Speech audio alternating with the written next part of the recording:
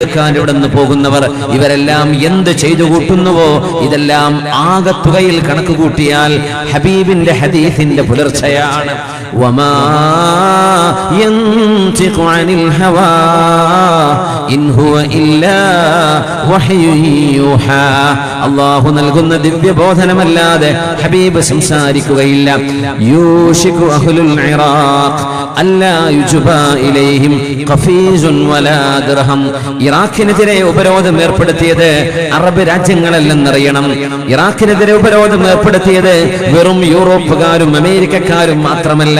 അതിൽ റഷ്യയുണ്ട്, ചൈനയുണ്ട്, ഫ്രാൻസ് ഉണ്ട്, ബ്രിട്ടനുണ്ട്, അമേരിക്കയുണ്ട്. ഈ രാജ്യങ്ങളെല്ലാം ഒത്തുചേർന്ന് ഇറാഖിനെതിരെ ഉപരോധം നടത്തിയപ്പോൾ ഹബീബിന്റെ വാക്കാണ്, സ്വഹാബത്തിന്റെ ആ ദീർഘവീക്ഷണമാണ് നമ്മുടെ മുമ്പിൽ പുലർന്നിരിക്കുന്നത്. നമ്മൾ അറിയണം, ഇത് അല്ലാഹുവിന്റെ ഇടപെടലാണ്. ഇത് നബി സല്ലല്ലാഹു അലൈഹി വസല്ലം തങ്ങളുടെ വഹീന്റെ പുലർച്ചയാണ്. എന്നാൽ സിറിയയെ സംബന്ധിച്ച് യൂഷികു സിറിയയെ സംബന്ധിച്ച് മഹാനായ ജാബിർ റളിയല്ലാഹു തആല അൻഹു യൂഷികു അഹ്ലുശ് ശാം അല്ലാ യുജ്ബാ ഇലൈഹിം ദീനാറും വലാ മുജി. നമ്മൾ അറിയണം, ഇനി നടക്കാൻ പോകുന്ന സംഗതിയാണത്, ഇനി കാണാൻ പോകുന്നതാണത്. സിറിയക്കെതിരെ ഉപരോധം വരും. ആ ഉപരോധം ഏർപ്പെടുത്തുന്നത് ഭാഗികമായി ഇന്നുണ്ട്. എന്നാൽ പരിപൂർണമായി ജോർഡാനും ലബനാനും സിറിയയും ഫലസ്തീനും അടങ്ങുന്ന 4 രാജ്യങ്ങളെ പൂട്ടിക്കെട്ടുന്ന രീതിയിൽ യൂഷിക്കു. മുമ്പ് ഉപരോധമുണ്ട് ഇസ്ലാമിക ചരിത്രത്തിലും. അതിന്റെ മുമ്പും രാജ്യങ്ങളെ ഭരണാധികാരികൾ, രാജാക്കന്മാർ, നഗരങ്ങളെ ഉപരോധം ഏർപ്പെടുത്തിയിട്ടുണ്ട്. അത് സത്യത്തിൽ നഗരത്തിന്റെ കോട്ടകളെ വളഞ്ഞുകൊണ്ടായിരുന്നു. ഒരു ദിവസം, ഒരു മാസം, 2 മാസം, 3 മാസം, 1 കൊല്ലം, ഇങ്ങനെയൊക്കെ ആ കോട്ടക്കകത്തേക്ക് വരുന്ന വഴികൾ ബ്ലോക്ക് ചെയ്യുകയും പുറമേ നിന്ന് വരുന്ന ഭക്ഷണവും മറ്റു സൗകര്യങ്ങളും തടഞ്ഞു നിർത്തുകയും ചെയ്ത് കോട്ടക്കകത്തുള്ള ആളുകളെ ആ കീഴടക്കാൻ വന്ന രാജാവിന് കീഴടങ്ങാൻ വേണ്ടി അന്നപാനീയങ്ങൾ തടഞ്ഞു വെച്ചുള്ള ഒരു ഹിസ്വാർ, ബോയ്ക്കോട്ട്, ഒരു ഉപരോധമായിരുന്നു മുമ്പുണ്ടായിരുന്നത്. എന്നാൽ അതുപോലെയുള്ള ഒരു ബഹിഷ്കരണമല്ല, ഒരു ഉപരോധത്തെ കുറിച്ചല്ല നബി തങ്ങൾ പറഞ്ഞത്. യൂഷിക്കു അങ്ങനെ ഒരു നഗരത്തിന്റെ വാതിൽക്കൽ ആരെങ്കിലും ചെന്നുകൊണ്ടല്ല. എന്നാൽ താത്വികമായി നോക്കിയാൽ അതുപോലെ ഉപരോധം തന്നെ. പ്രത്യക്ഷത്തിൽ ആരും ഒരു രാജ്യത്തേക്കുള്ള കവാടം അടച്ചു വെച്ചില്ല. എന്നാൽ ആ രാജ്യവുമായി ട്രേഡുകൾ പാടില്ലെന്നും കരാറുകൾ പാടില്ലെന്നും ആ രാജ്യത്തിന്റെ ഒരു വിഭവവും ഒരാളും വാങ്ങിക്കാൻ പാടില്ലെന്നും ആ രാജ്യത്തിന് ഒരാളും ഒന്നും വിൽക്കാൻ പാടില്ലെന്നും പറയുന്ന ആധുനിക ഉപരോധത്തെ പറയാൻ നിബിധങ്ങൾ യൂഷിക്കു അൻ ലാ യുജ്ബാ. ആ പ്രയോഗത്തിനകത്ത് ആഗോള സംവിധാനങ്ങളിൽ വരുന്ന ആധുനിക കാലഘട്ടങ്ങളിൽ ഉണ്ടാകുന്ന ഉപരോധത്തിന്റെ ഒരു ചിത്രമുണ്ട് എന്ന് നമ്മൾ മനസ്സിലാക്കണം. ആരായിരിക്കും ഫലസ്തീനിനെതിരെ, ആരായിരിക്കും ഇറാഖിനെതിരെ, ആരായിരിക്കും സിറിയക്കെതിരെ, ഇനി ജോർഡാനിനെതിരെ, ലബനോനിനെതിരെ ആരായിരിക്കും ഈ ഉപരോധം ഏർപ്പെടുത്തുക? മിൻ ഐന ദാലിക്, എവിടെ നിന്നാണ് അത് ഉണ്ടാവുക എന്ന് ചോദിച്ചപ്പോൾ അല്ലാഹുവിന്റെ റസൂലിന്റെ സ്വഹാബി ജാബിർ ഇബ്നു അബ്ദുല്ലാഹി റളിയല്ലാഹു അൻഹു പറഞ്ഞു, മിൻ ഖിബലിർ റൂം. സിറിയക്കെതിരെ ഉണ്ടാകുന്ന, ഷാമിനെതിരെ ഉണ്ടാകുന്ന ഉപരോധം യൂറോപ്പ്, അമേരിക്കൻ രാജ്യങ്ങളുടെ ഭാഗത്തു നിന്ന് മാത്രമായിരിക്കും. അതിൽ യൂറോപ്പിലും അമേരിക്കക്കാരുമല്ലാത്ത രാജ്യങ്ങളില്ല. അതിൽ ചൈനയുണ്ടാവില്ല, റഷ്യയുണ്ടാവില്ല, ഇന്ത്യയുണ്ടാവില്ല, ജപ്പാൻ ഉണ്ടാവില്ല, ഈസ്റ്റേൺ രാജ്യങ്ങളൊന്നുമില്ല, അറബ് രാജ്യങ്ങളുമില്ല. അത് പ്യൂർ യൂറോപ്യരും അമേരിക്കക്കാരും മാത്രം നടത്തുന്ന ഉപരോധമാണ് സിറിയക്കെതിരെ ഇനി നടക്കാൻ പോകുന്നത്. അതിന്റെ ആരംഭമാണ് ഇസ്ലാമിക് സ്റ്റേറ്റ് എന്ന് പറഞ്ഞ് തീവ്രവാദ ഭ്രാന്തന്മാർ അവിടെ നടത്തിക്കൊണ്ടിരിക്കുന്ന കശാപ്പുകൾ. അതിന്റെ പേരിലാണ് ഒരു രാജ്യത്ത് മുഴുവനും നടക്കുന്ന കലാപം ഉണ്ടായിക്കൊണ്ടിരിക്കുന്നത്. അതിന്റെ പേരിലാണ് നിരപരാധികളായ പിഞ്ചു മക്കൾക്കെതിരെ ബോംബെറിയപ്പെടുന്നത്. അതിന്റെ പേരിലാണ് നിരപരാധികളായ പെണ്ണുങ്ങൾ ഭർത്താക്കന്മാർ നഷ്ടപ്പെട്ട് നിരാലംബരായി മാറിക്കൊണ്ടിരിക്കുന്നത്. ഭീകരവാദത്തിനെതിരെയുള്ള പോരാട്ടത്തിൽ റസൂലുള്ളാഹി സ്വല്ലല്ലാഹു അലൈഹി വസല്ലം തങ്ങൾ മനോഹരമായി നമുക്ക് പറഞ്ഞു തരുന്നുണ്ട്. ഇനി നടക്കാൻ പോകുന്നത് ഹർമജദൂൻ എന്ന് പറയുന്ന വളരെ അതിമഹത്തായ നബിയുടെ ഒരു പ്രഖ്യാപനമുണ്ട്. ഹർമജദൂൻ യുദ്ധം എന്ന് പറയുന്നത് ബൈബിൾ പുസ്തകത്തിൽ പറഞ്ഞത്, ഓൾഡ് ടെസ്റ്റമെന്റിൽ പറഞ്ഞത്. റൊണാൾഡ് റീഗനെ പോലെയുള്ള അമേരിക്കൻ പ്രസിഡന്റുമാർ നമ്മൾ ഇന്നലെ ചർച്ച ചെയ്തു. അവര് പോലും ഈ ജനറേഷനാണ് ഹർമജദൂൻ യുദ്ധത്തിന് സാക്ഷികളാകാൻ പോകുന്നത് എന്ന് അഭിമാനത്തോടെ പറയുന്ന ആ ഒരു സാഹചര്യത്തിൽ അല്ലാഹുവിന്റെ റസൂൽ സ്വല്ലല്ലാഹു അലൈഹി വസല്ലം ഇതിനെക്കുറിച്ച് എന്തെങ്കിലും പറഞ്ഞിട്ടുണ്ടോ? നബിതങ്ങൾ എന്താണ് പറഞ്ഞത്? ഇമാം ബുഖാരി റളിയല്ലാഹു അൻഹു ഉദ്ധരിക്കുന്ന ഹദീസ്, ഔഫ് ഇബ്നു മാലിക് റളിയല്ലാഹു അൻഹു ആണ് അല്ലാഹുവിന്റെ റസൂൽ പറയുന്നത് കേട്ടത്. റസൂലുള്ളാഹി സ്വല്ലല്ലാഹു അലൈഹി വസല്ലം തങ്ങൾ മഹാനായ ഔഫ് ഇബ്നു മാലിക് അടക്കമുള്ള സ്വഹാബിമാർക്ക് അന്ന് പറഞ്ഞു കൊടുക്കുകയാണ്, വഹയിന്റെ വെളിച്ചം വരികയാണ്. ഈ വഹയാണ് ഏറ്റവും വലിയ നിഅമത്ത്. അതുകൊണ്ടാണ് നബിതങ്ങളുടെ വഫാത്തിന് ശേഷം ഉമ്മു ഐമൻ റളിയല്ലാഹു അൻഹ വല്ലാതെ കരഞ്ഞുപോയത്. നബിതങ്ങൾക്ക് പാല് കൊടുത്ത് വളർത്തിയ പോറ്റുമ്മയാണ് ഉമ്മു ഐമൻ റളിയല്ലാഹു അൻഹ. ഹലീമ സഅദിയെ പോലെ തന്നെ റളിയല്ലാഹു അൻഹ. ഉമ്മു ഐമൻ ബീവി നബിതങ്ങളെ വല്ലാതെ സ്നേഹിച്ചിരുന്നു.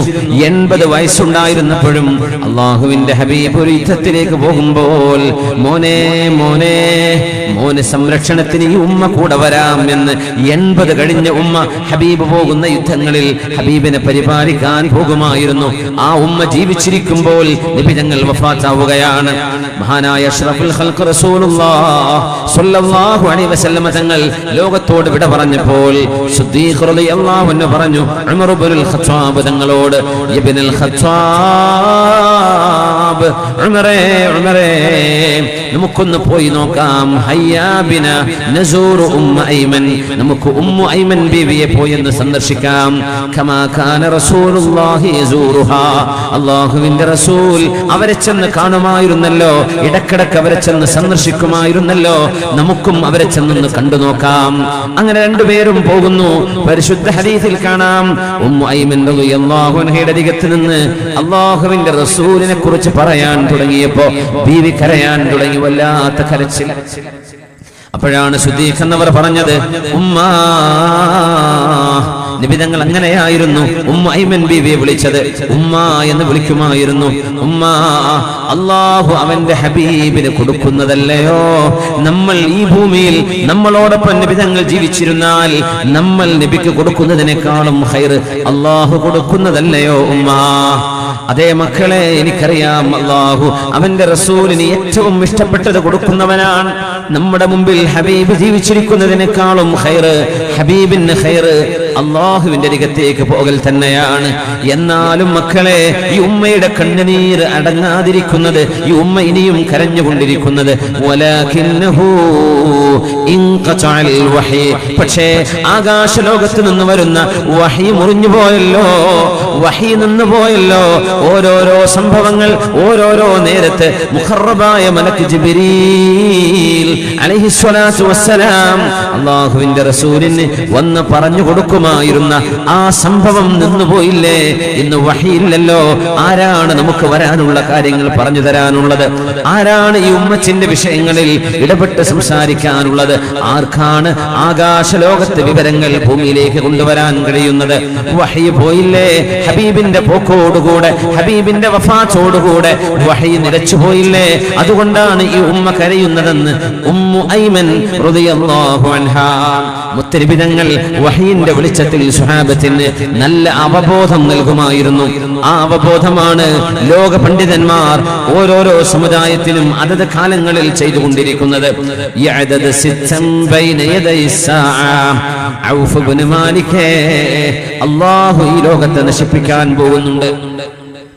അത് നമ്മുടെ ഈമാൻ കാര്യങ്ങളിൽ അഞ്ചാമത്തേത്. ഖിയാമത്ത് നാളെ നടക്കാൻ പോകുന്നുണ്ട്, വിചാരണ നടക്കാൻ പോകുന്നുണ്ട്. കാലങ്ങളായി, ആയിരക്കണക്കിന് വർഷങ്ങളായി മരിച്ചുപോയി ഖബറിൽ കിടക്കുന്ന മുഴുവൻ ആളുകളും ആ ലോകാവസാനം വരെ ഖബറിൽ കിടക്കുക തന്നെ വേണം. ആ ലോകാവസാനം നടന്നതിന് ശേഷമാണ്, രണ്ടാമത്തെ ഊത്തോടുകൂടെയാണ് പുനർജന്മവും വിചാരണയും നടക്കുക. നൂഹ് നബി അലൈഹിസ്സലാം 950 കൊല്ലം പ്രബോധനം ചെയ്ത് 1000-ലേറെ വർഷം ജീവിച്ച പ്രവാചകൻ നൂഹ് നബി അലൈഹിസ്സലാം ഖബറിൽ കിടക്കുകയാണ്. 200 വർഷത്തോളം ജീവിച്ച സയ്യിദുന ഇബ്രാഹിം അലൈഹിസ്സലാത്തു വസ്സലാം ഖബറിൽ കിടക്കുകയാണ്. 100 വർഷത്തിലേറെ ജീവിച്ച ദാവൂദ് നബി അലൈഹിസ്സലാം ഖബറിൽ കിടക്കുകയാണ്. പ്രവാചകന്മാർ ഓരോരുത്തരും അവരുടെ അനുയായികളും ലോകാവസാനം വരെ വന്നു പോകുന്ന സർവ്വ മനുഷ്യർക്കും ഖബർ എന്ന് പറയുന്ന ഒരു ലോകമുണ്ട്. മറവ് ചെയ്യപ്പെട്ടാലും ഇല്ലെങ്കിലും ഖബർ ജീവിതമുണ്ട്. കത്തിക്കരിഞ്ഞ് ഭസ്മമായി പൊടിയായി പോയാലും അവർക്കും ഖബറുണ്ട്. അല്ലാഹു അവർക്ക് ഖബർ ജീവിതം നൽകുന്നുണ്ട്. എല്ലാവരും ഖിയാമത്ത് നാൾ വരെ കാത്തിരിക്കണം.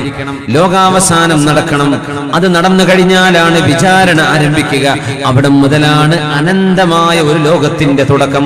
അത് സുഖമാണെങ്കിൽ സുഖം, അത് ദുഃഖമാണെങ്കിൽ ദുഃഖം. അള്ളാഹുവിനെ കണ്ടുകൊണ്ട് സന്തോഷത്തോടെ കഴിയുന്ന വാദിൽ അഫ്യഹിൽ ചെന്ന് റബ്ബിനെ നോക്കി കാണുന്നവർ അക്കൂട്ടത്തിലുണ്ട്. നരകത്തിൽ സഖൂം കൊണ്ട് ശിക്ഷിക്കപ്പെടുന്നവർ അവരിലുണ്ട്. അല്ലാഹു സജ്ജനങ്ങളോടുകൂടെ നമുക്ക് സ്വർഗ്ഗപ്രവേശം നൽകട്ടെ.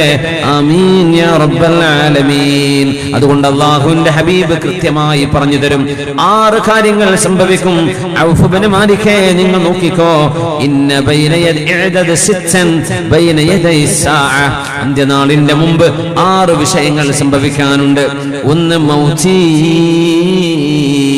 എന്റെ മരണമാണ്.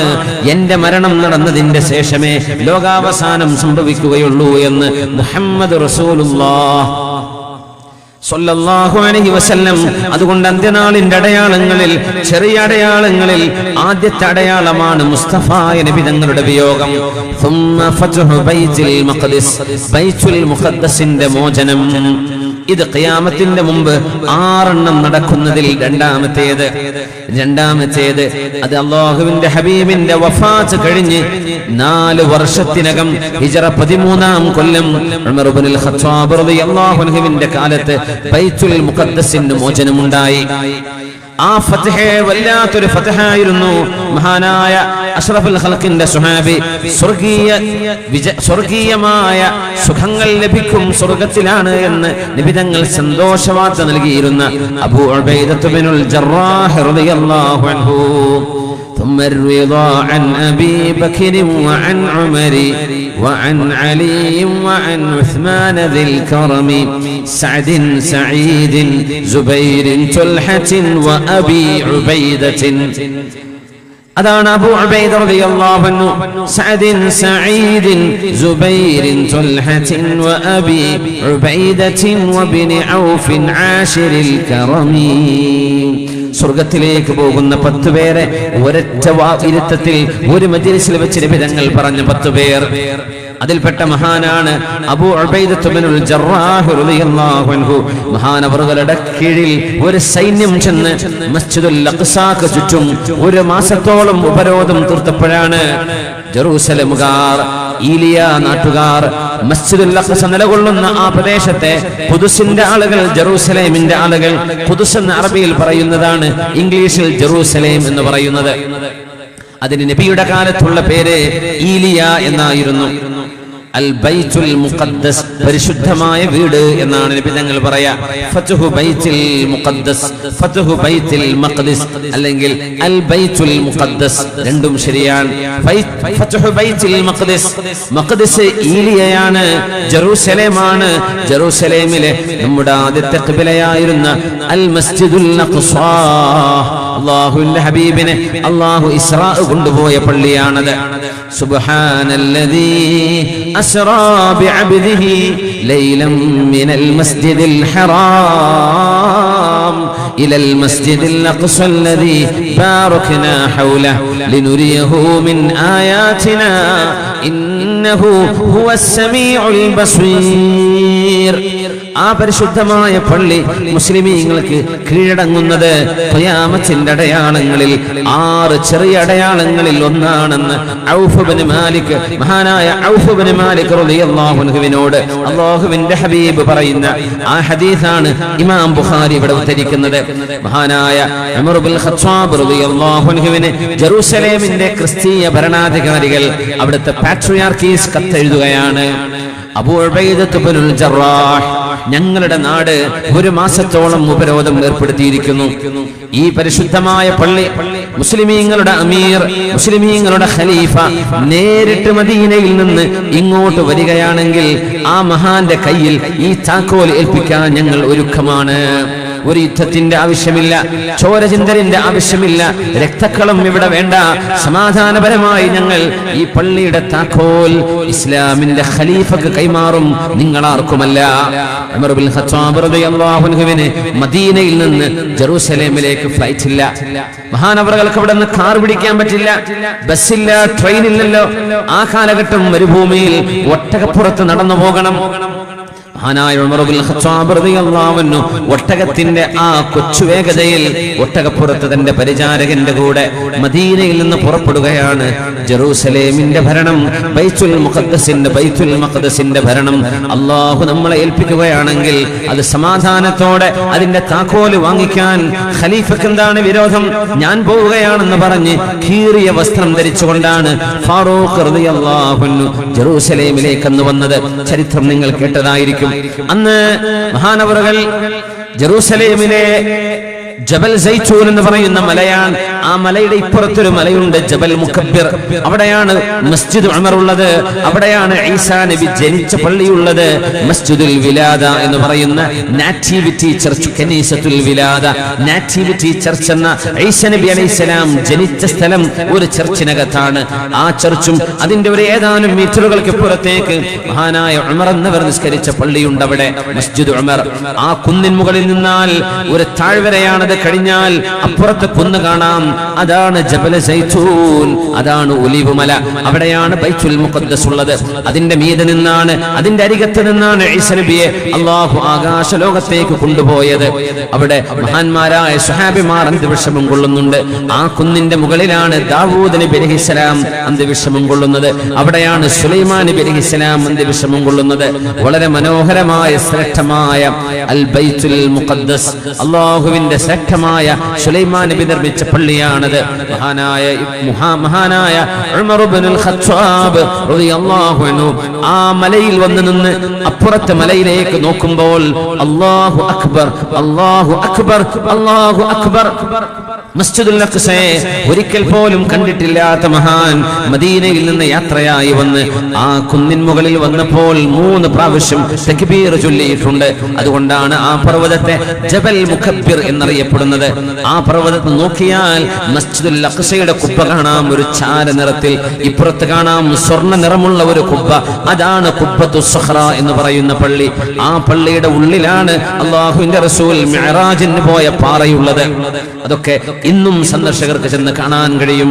മഹാനായ ഉമർ എന്നവർക്ക് താഴെ ഒരു ചെറിയ അരുവി ഉണ്ടായിരുന്നു. ഇന്ന് ആ അരുവി ഞങ്ങൾ ചെന്ന് കണ്ടിട്ടില്ല, മുമ്പുണ്ടായിരുന്ന അത്ര അവിടെ അരുവിയുണ്ട്.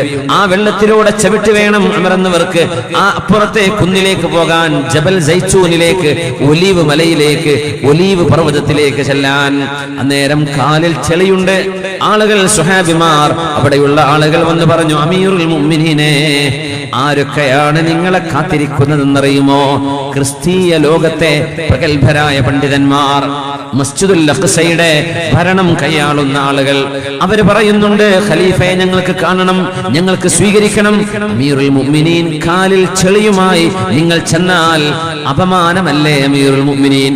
നിങ്ങളുടെ ദേഹത്തിലുള്ള വസ്ത്രം നോക്കൂ, എത്രയോ തുന്നിപ്പിടിപ്പിച്ച അടയാളമുണ്ട്. നിങ്ങൾ 20 ഭൗതിക രാജ്യങ്ങളുടെ നേതാവാണ്, 20 രാജ്യങ്ങളുടെ പ്രസിഡന്റാണ്. ഒരു രാജ്യത്തിന്റെ പ്രസിഡന്റ് അല്ല, 20 രാജ്യങ്ങളുടെ ആ ഒരു സ്ഥാനം വഹിക്കുന്ന നിങ്ങൾ ഈ കീറിപ്പറഞ്ഞ വസ്ത്രം ഇട്ടുപോയാൽ മോശമല്ലയോ? ഞങ്ങൾ നിങ്ങൾക്കൊരു ഓവർ കോട്ട് കൊണ്ടുവരാം, ആ കോട്ട് ധരിച്ച് നിങ്ങളൊരു നല്ല ലുക്കിൽ വേണം പോകാൻ എന്ന് പറഞ്ഞപ്പോഴാണ് അമീറുൽ മുഅ്മിനീൻ ലോക പ്രശസ്തമായ ഒരു വാക്ക് പറഞ്ഞത്. ആ വാക്ക് ഇന്നും സജീവമായി നമ്മുടെ കിതാബുകളിൽ, നമ്മുടെ ആലിമീങ്ങളുടെ വാക്കുകളിൽ നിലനിൽക്കുന്നു. നഹ്നു ഖൗമുൻ അഅസ്സനല്ലാഹു ബിൽ ഇസ്ലാം, نحن قوم أعزنا الله بالإسلام فمن ابتغى العزة في غيره أذله الله. നമ്മൾ മുസ്ലിമായപ്പോഴാണ് അള്ളാഹു നമുക്ക് അഭിമാനം തന്നത്. മുസ്ലിം എന്ന വാക്കിന്റെ അർത്ഥം അള്ളാഹുവിനെ സമർപ്പിക്കുക എന്നാണ്. നമ്മൾ മുസ്ലിമീങ്ങളായപ്പോഴാണ് അള്ളാഹു നമുക്ക് അഭിമാനം തന്നത്. അതുകൊണ്ട് അഭിമാനത്തിന് വേണ്ടി മറ്റേതെങ്കിലും വഴി നോക്കിയാൽ നമുക്ക് നിന്ദ്യതയായിരിക്കും അള്ളാഹു നൽകുക. അതുകൊണ്ട് ഉമർ തുന്നിപ്പിടിപ്പിച്ച ഈ വസ്ത്രം പാകിസ്ഥാൻ തന്നെ കാലിലെ ഈ ചെളിയോടുകൂടെ ആ സമയത്ത് ഉമർ എന്നവരുടെ പരിചാരകന്റെ ഊഴമായിരുന്നു ഒട്ടകപ്പുറത്തിരിക്കാൻ.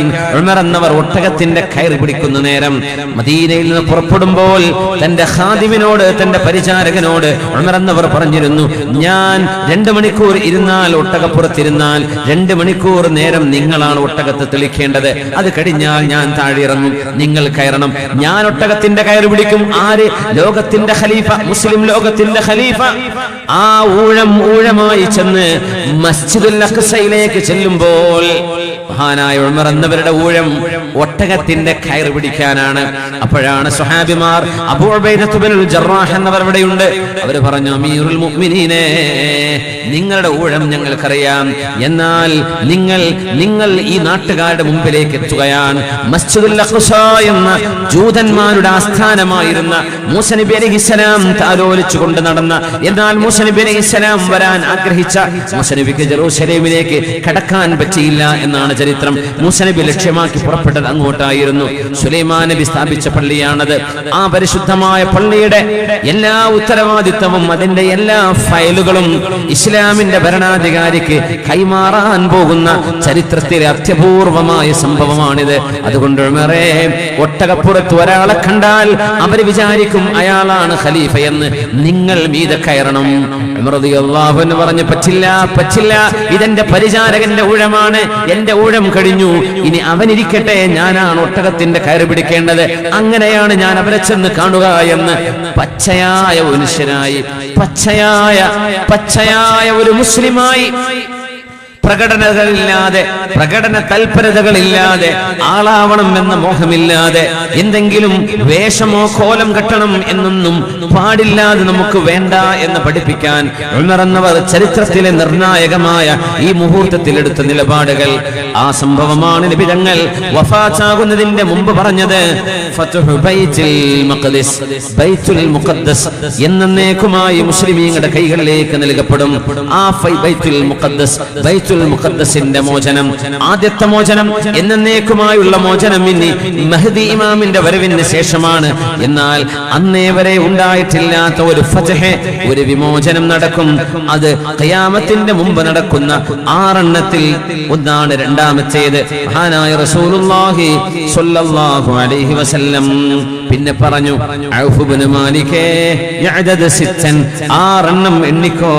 ഒന്ന് എന്റെ മരണമാണ്, രണ്ടാമത്തേത് ബൈത്തുൽ മുഖദ്ദസിന്റെ മോചനം. നബി തങ്ങളുടെ മരണം കഴിഞ്ഞു. ഉമർ എന്നവരുടെ കാലത്ത് ബൈത്തുൽ മുഖദ്ദസിന്റെ മോചനം ബിഇജ്മാഇൽ ഉലമാ, ഹദീസ് പണ്ഡിതന്മാർ മുഴുവനും ഏകോപിച്ച് പറഞ്ഞു, ഈ സംഭവം നടന്നു കഴിഞ്ഞു ഉമർ എന്നവരുടെ കാലത്ത്. ഇനി മൂന്നാമത്തേത് നടക്കാൻ പോകുന്നു നബി തങ്ങൾ പറഞ്ഞത്, അതും നടന്നു കഴിഞ്ഞു. ثم موتان يأخذ فيكم كعقاصل غنم, റഖാസിൽ ഗനം എന്നും അതുപോലെ ഖുആസുൽ ഗനം എന്നും 2 വാക്കുകൾ ഹദീസിൽ വന്നിട്ടുണ്ട്. ثم موتان يأخذ فيكم كقعاس الغنم. ഭാഷാ പണ്ഡിതനായ ഇബ്നു ഫാരിസ് അതിന് കൊടുത്ത അർത്ഥം, ആടുകളുടെ, ഒട്ടകങ്ങളുടെ കഴുത്തിലും വയറ്റിലും ഉണ്ടാകുന്ന ഒരു അസുഖമാണ്. ആ അസുഖം വന്നാൽ ഉടനടി അവകൾ ചത്തുപോകും. അതുപോലെ ആയിരക്കണക്കിന് ആളുകൾ കൊല്ലപ്പെടുന്ന ഒരു വലിയ മഹാമാരി വരാനുണ്ട്, ഒരു വലിയ വിപത്ത്. ഷാമിനെ സംബന്ധിച്ചാണ് നബി തങ്ങളാ പറയുന്നത് എന്ന് സ്വഹാബിമാർക്കറിയാം. മഹാനായ ഉമർ ഇബ്നുൽ ഖത്താബ് റളിയല്ലാഹു അൻഹുവിന്റെ കാലത്ത് ഷാമിലുണ്ടായ ഒരു വലിയ കോളറ പോലെ പടർന്നു പിടിച്ച ഒരു വലിയ രോഗമുണ്ടായിരുന്നു. ലക്ഷക്കണക്കിന് ആളുകളാണെന്ന് മരിച്ചത്. അവരിൽ മരിച്ചവരിൽ പ്രധാനികളാണ് മഹാനായ അബൂ ഉബൈദത്ത് ഇബ്നുൽ ജറാഹ് റളിയല്ലാഹു അൻഹു. ആ രോഗത്തിൽ മരിച്ച മഹാനാണ് 33ാമത്തെ വയസ്സിൽ മഹാനായ മുആദ് ഇബ്നു ജബൽ റളിയല്ലാഹു അൻഹു. ഇവരെല്ലാം ആ മഹാമാരിയിൽ അന്ന് മരണപ്പെട്ടവരാണ്. ഒരു വലിയ അസുഖം, പടർന്നു പിടിക്കുന്ന അസുഖം, അതിനാണ് മൂത്താൻ എന്ന് അറബിയിൽ പറയുന്നത്. മൂത്താനുൻ യഖുദു ഫീകും കഖുആസുൽ ഗനം. ആടുകൾ കൂട്ടമായി ചത്തൊടുങ്ങുന്ന പോലെ വളരെ പെട്ടെന്ന് മനുഷ്യർ കൂട്ടമായി മരിച്ചു പോകുന്ന ഒരു വലിയ മഹാമാരി വരുന്നുണ്ട്. അത് ഉമർ ഇബ്നുൽ ഖത്താബ് റളിയല്ലാഹു അൻഹുവിന്റെ കാലത്ത് ഫലസ്തീനിൽ സിറിയയിൽ വെച്ച് നടക്കുകയുണ്ടായി. ആ സംഭവവും പുലർന്നു കഴിഞ്ഞു എന്ന് ഹദീസ് പണ്ഡിതന്മാർ. അല്ലാഹുവിന്റെ ഹബീബ് പറയുന്നു, ആ സംഭവത്തിന് ത്വാഊസു അംവാസ് എന്നാണ് ചരിത്രത്തിൽ അറിയപ്പെടുന്നത്. ത്വാഊനു അംവാസ്, അതിലാണ് മുആദ് ഇബ്നു ജബൽ എന്നവരും അബൂ ഉബൈദത്ത് ഇബ്നുൽ ജറാഹ് എന്ന സ്വർഗ്ഗത്തിലേക്ക് പോകുമെന്ന് നബി തങ്ങൾ പറഞ്ഞ സ്വഹാബി അടക്കം ലക്ഷക്കണക്കിന് ആളുകൾ വഫാത്തായത് ആ സംഭവത്തിലാണ്. അതും നടന്നു കഴിഞ്ഞു. അല്ലാഹുവിന്റെ ഹബീബ് പറയുന്നു, ثم استفاضة المال حتى يعطى الرجل 100 دينار فيظل ساخطا. അല്ലാഹുവിന്റെ ഹബീബ് പറയുന്നു, സമ്പത്തിന് മൂല്യമില്ലാതെ വരും, പണത്തിന് മൂല്യമില്ലാതെ വരും. സമ്പത്ത് ഒഴുകുക എന്നാണ് ആ വാക്കിന്റെ അർത്ഥം. കറൻസികൾക്ക് മൂല്യമില്ലാതെയായി വരുന്നത് രാജ്യങ്ങളിൽ മുഴുവനും കറൻസിക്ക് മൂല്യമില്ലാതെയാവും.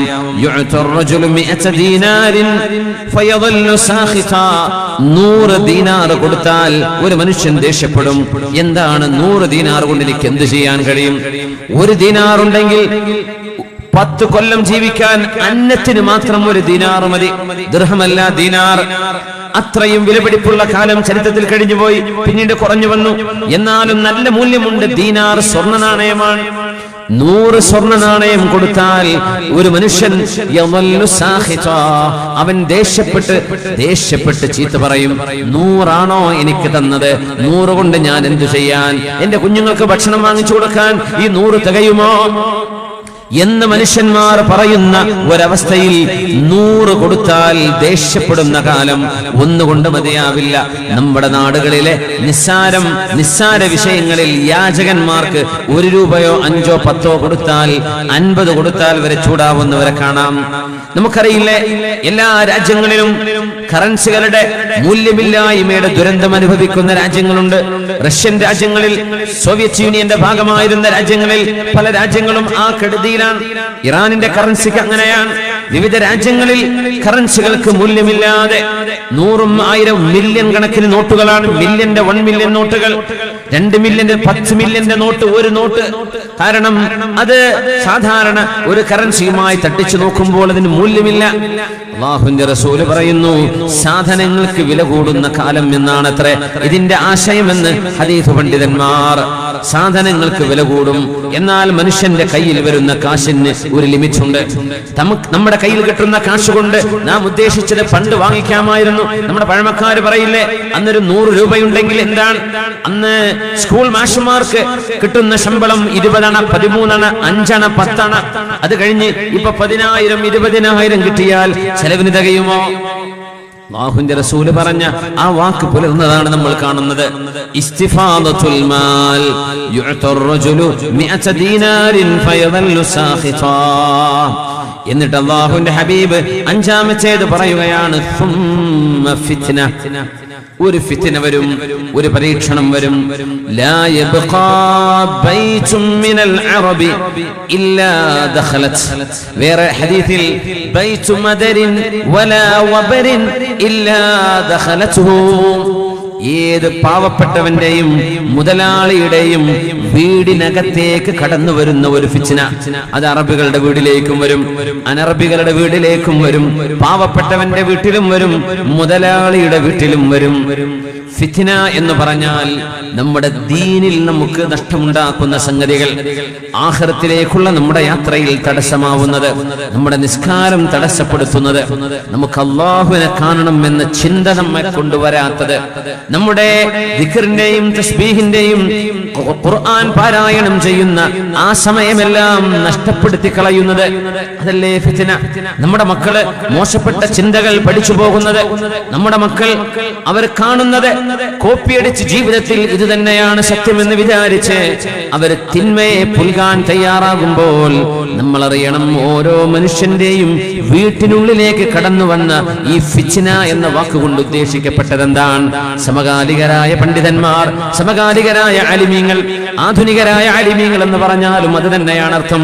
സമകാലികരായ മുആസിരീങ്ങളായ പണ്ഡിതന്മാർ, മഹാനായ അബ്ദുല്ലാഹ് ബിൻ ബയ്യെ പോലെയുള്ള ഇന്ന് ജീവിച്ചിരിപ്പുള്ള സാത്വികരായ പണ്ഡിതന്മാർ ഇത്തരം വിഷയങ്ങൾ കൈകാര്യം ചെയ്തപ്പോൾ പറഞ്ഞത്, ഈ ഫിത്ന എന്ന് പറഞ്ഞാൽ അത്തിൽഫാസ്, നമ്മുടെ വീടുകളിൽ വെക്കുന്ന ടെലിവിഷനാണ്, ടിവിയാണ്, സാറ്റലൈറ്റ് ഡിഷുകൾ പ്രവർത്തിക്കുന്ന ചാനലുകൾ നമ്മുടെ കൺമുമ്പിലേക്ക് സ്ക്രീനിൽ മാറി മാറി വരുന്ന ടിവിയെ സംബന്ധിച്ചാണ് ഈ ഹദീസിൽ പറഞ്ഞ ഫിത്ന കൊണ്ടുള്ള ഉദ്ദേശമെന്ന് മഹാന്മാരായ സൂക്ഷ്മജ്ഞാനികളായ കറകളഞ്ഞ ആലിമീങ്ങൾ, ഇന്ന് ജീവിച്ചിരിക്കുന്നവർ, തൊട്ടടുത്ത് മുമ്പ് കഴിഞ്ഞ ജനറേഷനിൽ കഴിഞ്ഞു പോയവർ, പ്രഗത്ഭരായ ആലിമീങ്ങൾ മുഴുവനും ഈ ഹദീസ് ചർച്ച ചെയ്യുമ്പോൾ ടിവിയാണ് അതുകൊണ്ട് ഉദ്ദേശിക്കപ്പെട്ടതെന്നാണ് അർത്ഥം കൊടുത്തത്. അല്ലാഹു നമ്മുടെ ഉമ്മത്തിനെ അതിന്റെ കെടുതിയിൽ നിന്ന് കാത്തുരക്ഷിക്കട്ടെ. ഇരുതല മൂർച്ചയുള്ള ഒരു കത്തിയാണത് എന്ന് പറയാതിരിക്കാൻ വയ്യ. നല്ലതിന് ഉപയോഗിക്കാം, എന്നാൽ മോശപ്പെട്ടതും സംഭവിക്കാം. അത് നന്മക്ക് ഉപയോഗിക്കാൻ കഴിയില്ലെങ്കിൽ മാറ്റിവെക്കുക, ഒഴിവാക്കി കളയുക. ഇത് ഫിത്നയല്ല എന്ന് ആർക്കെങ്കിലും പറയാൻ കഴിയുമോ? ലാ യദഉ ബൈത മദരിൻ വലാ വബരിൻ ഇല്ലാ ദഖലത്ഹു. ഏത് പാവപ്പെട്ടവന്റെയും മുതലാളിയുടെയും വീട്ടിൽ ടിവി കടന്നു വരും എന്ന് നബിയുനാ റസൂലുള്ളാഹ് സല്ലല്ലാഹു അലൈഹി വസല്ലം. ഒരു ഉപകരണത്തെ നമ്മൾ ആക്ഷേപിക്കുകയല്ല, അത് ഉപയോഗിക്കുന്നത് എങ്ങനെ എന്ന് നോക്കിയാണത്. ഒരു കത്തി കൊണ്ട് നിങ്ങൾക്ക് അടുക്കളയിലെ ജോലി ചെയ്യാം. കൊലപാതകം ചെയ്യുന്നവരും കത്തി തന്നെയാണ് ഉപയോഗിക്കുന്നത്. അതുകൊണ്ട് കത്തി തെറ്റാണെന്നല്ല നമ്മൾ പറയുന്നത്. അതിന്റെ നിയന്ത്രണം നമ്മളെ കൊണ്ടാവില്ലെങ്കിൽ അത് ഒഴിവാക്കി കളഞ്ഞേക്ക്. നമ്മുടെ നിസ്കാരങ്ങൾ നഷ്ടപ്പെടുത്തുന്നതും ഇസ്ലാമിക സംസ്കാരം ഇതുപോലെയുള്ള വാദങ്ങളും പരിപാടികളും ഒക്കെ ഉണ്ടാകുമ്പോൾ കേട്ട് മനസ്സിലാവുന്ന ഈമാനിന്റെ പ്രഭ നമ്മുടെ ചാനലുകൾ കൊടുത്തുവിടുന്ന ഓരോരോ പ്രോഗ്രാമുകൾ, സിനിമകൾ, നമ്മുടെ സീരിയലുകൾ, ഇതുപോലെയുള്ള സംഭവങ്ങളിലൂടെ എന്താണോ അല്ലാഹുവും അവന്റെ റസൂലും ഇഷ്ടപ്പെടുന്നത് അതിന്റെ നേർ വിപരീതമല്ലയോ നമ്മുടെ സമൂഹം കാണുന്നത്, നമ്മൾ കാണുന്നത്, നമ്മുടെ മക്കൾ കാണുന്നത്. എത്ര പേർ അതിന്റെ മുമ്പിൽ നിന്ന് സമയം കളയുന്നുണ്ട്. പാതിരാവോളം ഇരിക്കുന്നവർ, നേരം വെളുക്കുവോളം ഇരിക്കുന്നവർ. നമ്മുടെ വീടുകളിൽ വന്ന ഈ നാശത്തിന്റെ പിറകെ ആളുകൾ മടിയന്മാരായി മാറിയത്. രാവിലെ ജോലിക്ക് പോകുന്നവൻ നേരം വെളുക്കുന്നവരെ ശ്ലീലവും അശ്ലീലവും കണ്ടിരിക്കുന്നു. പിന്നെ എവിടെ നിന്നാണ് അവൻ ഉറങ്ങുക? ഉറങ്ങിയാലല്ലേ ഉന്മേഷം ഉണ്ടാകൂ. എന്നിട്ട് അവൻ എങ്ങനെ ജോലിക്ക് പോകും? ചെറുപ്പക്കാരിൽ എങ്ങനെ ക്രിയേറ്റിവിറ്റി ഉണ്ടാകും? എങ്ങനെ ക്രിയാത്മകത ഉണ്ടാകും? എങ്ങനെ അവരെ നല്ലൊരു സമൂഹമായി മാറും? നശിപ്പിച്ചു കളഞ്ഞു നമ്മുടെ പെൺകുട്ടികളെ. അത് പ്രേമമാണ് ജീവിതത്തിന്റെ ഏറ്റവും വലിയ ലക്ഷ്യം. ജീവിതത്തിൽ അല്ലാഹുവിനെ പരിചയപ്പെടാത്തവരാണ് സിനിമകൾ സംവിധാനം ചെയ്യുന്നു. നമ്മൾ അറിയണം, ജീവിതത്തിന് പരലോകം എന്നൊരു മറുപുറമുണ്ട് എന്നറിയാത്തവരാണ് നമ്മുടെ സംവിധായകന്മാർ. നമ്മൾ മനസ്സിലാക്കണം, മനുഷ്യ ജീവിതം ഇവിടെ തടിച്ചു പൊളിച്ചു തീർക്കാനുള്ളതാണ്. ഇതിൽ ഒരു ഉത്തരവാദിത്വവും നാളെ ആരോടും പറയേണ്ടതില്ല. യോലോ എന്നാണ് അവർ പറയാ. You live only once. നമ്മൾ അവരോട് പറയുന്നു, no, you live only twice. നീ രണ്ട് തവണ, you live twice. രണ്ട് തവണ നിനക്ക് ജീവനുണ്ട്. ഒന്ന് ഭൂമിയിലെ ജീവൻ, രണ്ട് പരലോകത്തെ അനന്തമായ ഒരു ജീവൻ. യോൾട്ട് എന്ന് പറയുന്ന ഒരു ചെറിയ വീഡിയോ ഉണ്ട് യൂട്യൂബിൽ. യോൾട്ട്, YOLT. You only live twice. അതിന്റെ മറുപുറമാണ് യോലോ. നമ്മുടെ ചെറുപ്പക്കാരൊക്കെ ചില ടീഷർട്ട് ഞാൻ ഇവിടെ നമ്മുടെ നാട്ടിൽ കണ്ടിട്ടുണ്ട്. ചെറുപ്പക്കാർ യോലോ അവന്റെ പുറത്തുണ്ട്. എന്താണ് എഴുതിയതെന്ന് അവന് പോലും അറിയില്ല. ഈ യോലോ എന്ന് പറഞ്ഞാൽ എന്താ? You only live once. നീ ഒരിക്കലേ ജീവിക്കുള്ളൂ. അടിച്ചു പൊളിച്ചോ എന്നതിനർത്ഥം. മരിച്ച ഒരു ചുക്ക് നടക്കാൻ പോകുന്നില്ല. ഇത് നമ്മുടെ മക്കൾ. ഇന്നലെ ഞാൻ ഒരാളുടെ ടീഷർട്ടിൽ ഇവിടുന്ന് പോകുമ്പോൾ കണ്ടു, get lost and find your self. പോയി തൊലയുന്നതിന്റെ അർത്ഥം ഗെറ്റ് ലോസ്റ്റ് എന്ന് പറഞ്ഞാൽ പച്ചത്തെറിയാണ് ഇംഗ്ലീഷിലെ. മുമ്പിൽ വെച്ചിട്ട് സാധു അറിയില്ല, അവർക്ക് അറിയില്ലായിരിക്കും എന്താണ് അതിന്റെ അർത്ഥം. നോക്കുമ്പോൾ അതാ കാണുന്നത്. സുഹൃത്തുക്കളുണ്ടെങ്കിൽ എന്നോട് ക്ഷമിക്കണം, ആശയം ഞാൻ പറയാം. Get lost and find your self. നമ്മുടെ ചെറുപ്പക്കാരുടെ ലോഗോകൾ വളരെ വളരെ വളരെ എന്താ പറയാ, പൈശാചികമാണ്. അങ്ങനെ പറയാം. ഡെവിൽസ് എന്നൊക്കെ എഴുതുക, ഷെയ്ത്താൻമാർ എന്നതിന്റെ അർത്ഥം. ചില ക്ലബ്ബുകളുടെ പേര് ഡെവിൽ. ഈ ഡെവിൽ എന്ന് പറഞ്ഞാൽ എന്താ? ഷെയ്ത്താൻ. യുഫോ, ഭ്രാന്തന്മാരായ ഷെയ്ത്താന്മാർക്ക് പറയുന്ന പേരാണത്, യുഫോ. അതൊക്കെ നമ്മുടെ മക്കളൊക്കെ ടീഷർട്ടിനൊക്കെ പ്രിന്റ് ചെയ്തിട്ട് അങ്ങനെ നടക്കുകയാണ് കൂളായിട്ട്. ഇത് നാളെ പരലോകമുണ്ട് എന്നറിയാത്ത ഒരു സമൂഹത്തിന്റെ ചിന്തകളാണ്. അവരാണ് ഇതൊക്കെ ലോകത്ത് പറഞ്ഞു വിട്ടത്. അവരുടെ ചിന്തകളിൽ നിന്ന് വരുന്ന വരകളിൽ നിന്ന്, എഴുത്തിൽ നിന്ന് വരുന്ന സംസ്കാരമാണ് നമ്മുടെ സ്ക്രീനുകളിൽ സിനിമയായി വരുന്നത്. നമ്മൾ 2 തവണ ജീവിക്കേണ്ടവരാണ്. ഇവിടെയുണ്ടൊരു ജീവിതം, ഭൂമിയിലേക്ക് ഇനി ഒരു ജീവിതമില്ല. സാച്ചോൻ ജനം ചെരേ എന്നൊക്കെ പാട്ടുകളുണ്ട്. 7 ജന്മങ്ങളിൽ ഞാൻ നിന്റെ കൂടെ, 7 പോകട്ടെ, 1 ഉള്ളൂ നിനക്കിവിടെ, നിനക്ക് 1 ഉള്ളൂ. സാത്തോൻ ജനമില്ല, 1 ഉള്ളൂ, ഒരു ജീവിതം. അടുത്ത ജീവിതം, ഈ ജീവിതത്തിന് കൊടുക്കേണ്ട റിസൾട്ട്, ഈ ജീവിതത്തിൽ ചെയ്ത കർമ്മങ്ങളുടെ പ്രതിഫലമോ ശിക്ഷയോ ആണ് നാളെ നൽകപ്പെടാൻ പോകുന്നത്. അതുകൊണ്ടാണ് സിനിമക്കാർക്ക് പ്രേമമാണ് ഇതിവൃത്തം. 60ഉം 70ഉം കഴിഞ്ഞ നടന്മാർ, മലയാളത്തിലെ നടന്മാർ പോലും അഭിനയിക്കുമ്പോൾ പുതിയ സിനിമകളും പഴയതുമാവട്ടെ, അവരുടെ ഇതിവൃത്തം അവസാനം ഒരു പ്രേമത്തിൽ ബന്ധിക്കുന്നുണ്ട്. പ്രേമം ദൈവമാണ് എന്ന് പഠിപ്പിക്കുന്ന പോലെ പ്രേമമാണ് എല്ലാം. ഒരു മുസ്ലിമിന്റെ ജീവിതത്തിൽ അള്ളാഹുവിനെ നമ്മുടെ മുമ്പിൽ കൊണ്ടുവന്ന് നിർത്തുന്ന പോലെ, ഏത് വിഷയത്തിലും ശ്രദ്ധാവിന് ഇടപെടുത്തുന്ന പോലെ നമ്മുടെ മലയാള സിനിമയെ സംബന്ധിച്ച് പറയട്ടെ, നമ്മുടെ ഹിന്ദി സിനിമകൾ, നമ്മുടെ പെണ്ണുങ്ങളൊക്കെ ഹിന്ദി സിനിമകളാണ് അത്രേ കാണാൻ തുടങ്ങിയത്. യാ അല്ലാ, മലയാളം തന്നെ പോക്ക്. എന്താ ഹിന്ദിയുടെ കഥ? പച്ചയായ തോന്നിവാസത്തിന്റെ ആ വേഷവിധാനങ്ങൾ, ഇംഗ്ലീഷ് സംസ്കാരത്തിൽ പോലും കാണാത്ത വൃത്തിഹീനമായ സംസ്കാരവും വേഷവിധാനവും നമ്മുടെ മക്കള് കണ്ട് ഇത് സാധാരണമല്ലേ, ഇതിൽ എന്താ കുഴപ്പമെന്ന് നാളെ നമ്മളോട് ചോദിച്ചാൽ അവരെ കുറ്റം പറഞ്ഞിട്ട് കാര്യമില്ല. ഈ സംസ്കാരമാണ് നമ്മുടെ റൂമിനകത്തേക്ക് ചാനലുകൾ വഴി കടന്നുകൊണ്ടിരിക്കുന്നത്. ഇത് നിയന്ത്രിക്കാൻ കഴിയാത്തവർ ടി വി വെക്കണ്ട.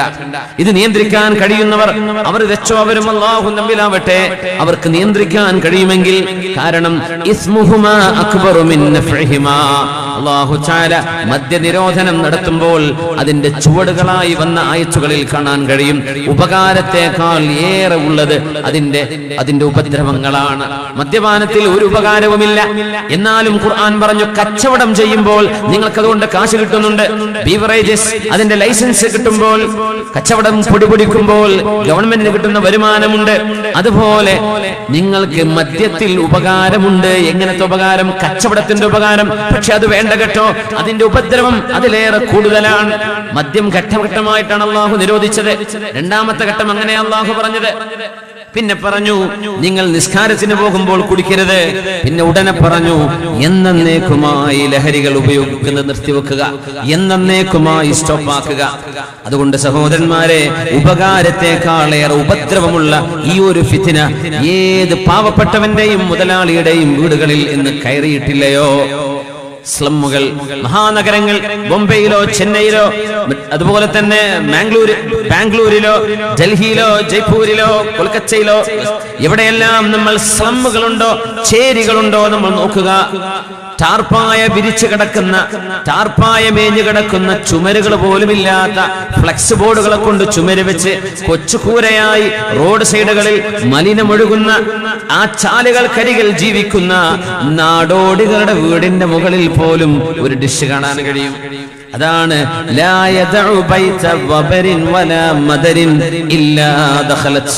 പാവപ്പെട്ടവന്റെയും മുതലാളിയുടെയും വീടിനുള്ളിലേക്ക്, ഓരോ അറബിയുടെയും മനർബിയുടെയും വീടിന്റെ ഉള്ളിലേക്ക് കയറി വരുന്ന ഒരു ഫിത്നയുണ്ട്.